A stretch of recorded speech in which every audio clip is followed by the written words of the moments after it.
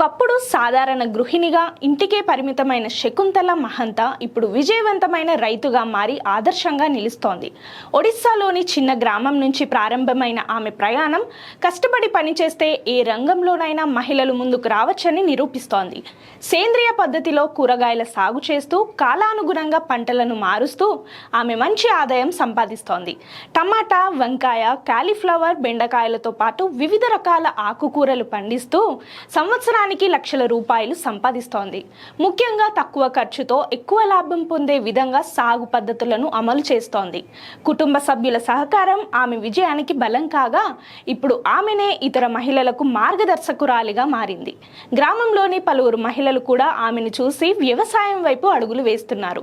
కేవలం 5 ఏళ్లలోనే ఇంతటి మార్పు సాధించిన శకుంతల భవిష్యత్తులో ఇంకా పెద్ద స్థాయిలో సంపాదించాలనే లక్ష్యంతో ముందుకు సాగుతోంది. సంకల్పం ఉంటే అవకాశాలు మన చేతుల్లోనే ఉంటాయని శకుంతల నిరూపించింది.